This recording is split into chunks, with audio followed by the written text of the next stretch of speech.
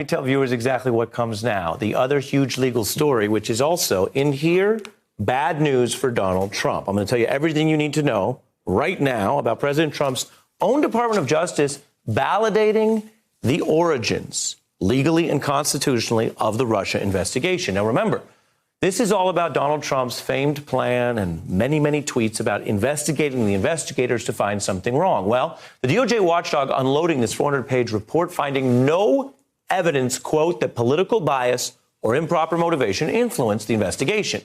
These investigations, of course, began with something very simple. The FBI was looking at 4 Trump campaign advisors. Do you remember what happened to them? Well, 3 of them have now been convicted of crimes. One remaining, Carter Page, was surveilled. And the question was any of that illegal or improper? Well, the findings here are no.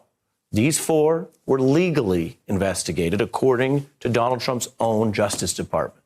And Donald Trump's handpicked Attorney General, Mr. Barr, meanwhile, weighing in a way that is unusual to say the least. He claims today the evidence presented didn't justify the Russia investigation, which presents these dueling statements. Here's the actual facts according to the Justice Department. Quote, no evidence of political bias, what I just read you. And here is Mr. Barr effectively going out in public to oppose his own Justice Department's watchdog report, saying his view, this is just a view he came up with. My view is actually it was insufficient to justify the probe, the material they had. The headline, though, is no bias found by the DOJ.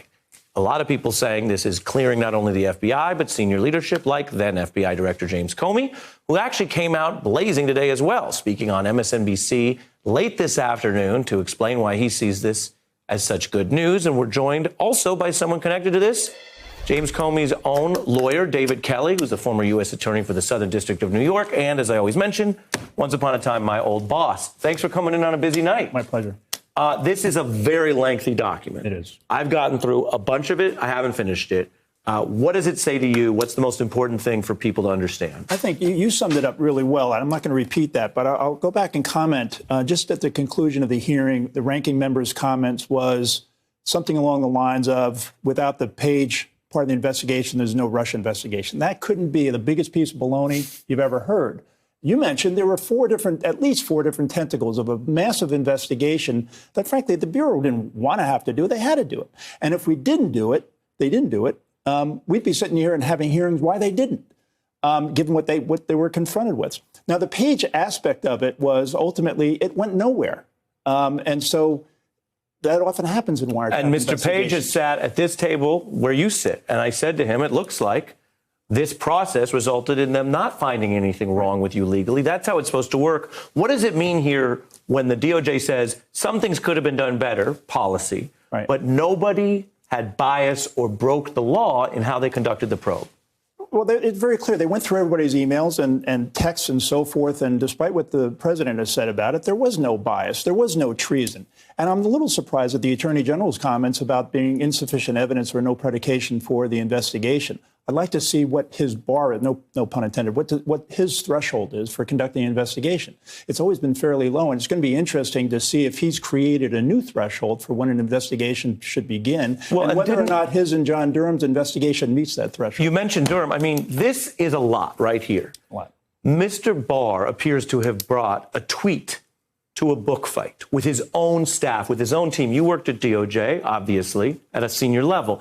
I got to think there are people who worked on this for months, professionally, carefully, seriously, who see Mr. Barr come out, and then Mr. Durham, who until today has been widely thought to have a good reputation. But let's read Mr. Durham says, out of the blue, without offering any support or evidence or receipts, as they say, we don't agree with some of the report's conclusions to the predication of how the FBI case was opened. Of course, help me out here, David. I thought it's the IG that audits the U.S. attorneys. Why does Mr. Durham think that doesn't apply to him today? I'm unclear. I've known John a long time. I don't know what the basis is for that statement. But do you think Mr. Durham's out of line? I'm not going to say that. But what he doesn't say is that there isn't predication for the Russia investigation. Just he disagrees with what the analysis of the predication is, which is a lot different. And I think that he's going to be hard-pressed to say, given the standards for opening an investigation, that there wasn't predication for the Russia investigation, particularly, as you note, everything has come. I got 30 seconds. After everything DOJ learned in 2016, Is it wise for Mr. Durham to come out in the middle of his investigation and make statements like this? I don't think it's ever wise to come out in the middle of an investigation and make statements like that. David, we wanted to fit you in as a newsworthy guest, and this is really something we'll be digging into it more on The Beat tomorrow night. Thanks for being here. Hey, I'm Ari Melber from MSNBC. You can see more of our videos right here, or better yet, subscribe to our YouTube channel below. You could have been anywhere in the world, but you're here with us, and we appreciate that.